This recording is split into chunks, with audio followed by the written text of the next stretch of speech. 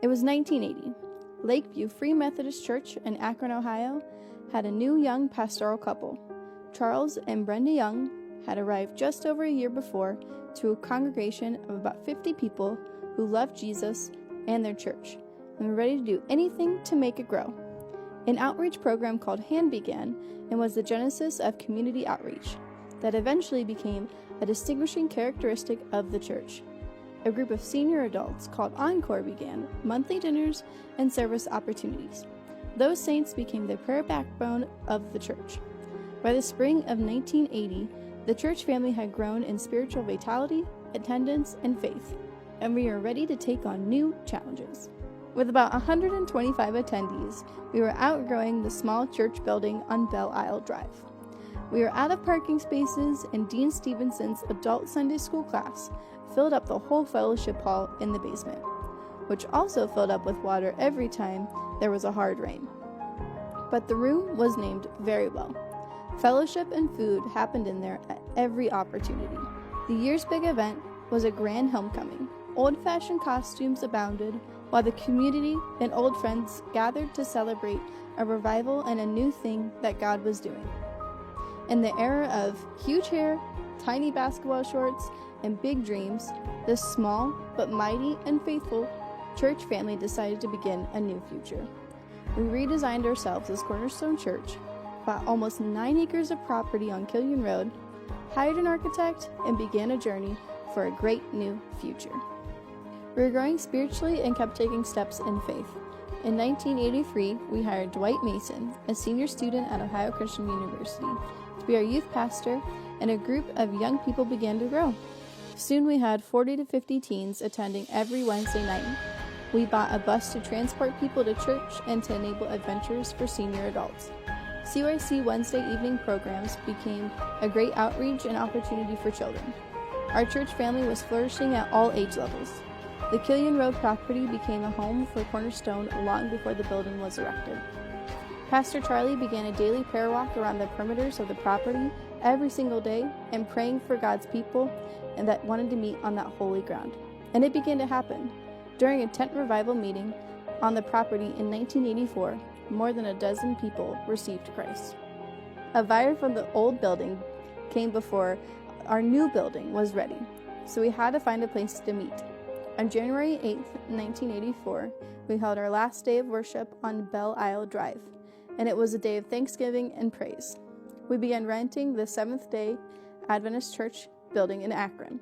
This continued over a couple of great years as Cornerstone witnessed God moving among us and grew into a beautiful family of all ages. Groundbreaking on Killian Road was such an amazing day. October 14th, 1984, we worshiped at the Seventh-day Adventist Church and then formed a processional to the new property.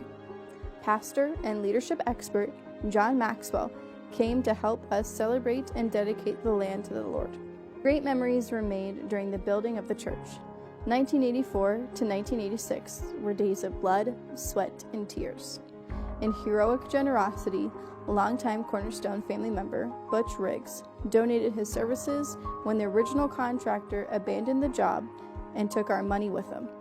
While there were parents, framed, painted, cleaned, and even put the roof on the building, kids roller skated on the poured concrete cement floors. Workdays went on all week, and many a picnic was held on the raw sanctuary floor. Church families wrote their names and scripture verses on the door frames before the drywall was installed. Funny story, the porta pots were accidentally framed into the building and had to be pumped completely, then turned on their sides and handed out through the windows. There were many trials along the way, but it was all well worth it. The engraved cornerstone on the front of the building was mounted in 1985. On Mother's Day, 1986, we officially began gathering for worship services in the fellowship hall.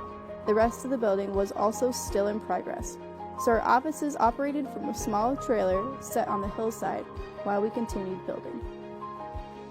More hard work and effort filled that summer, and on November 23, 1986, Bishop Gerald Bates and an overflow crowd joined us for Dedication Day. What a day of joy, gratitude, and satisfaction.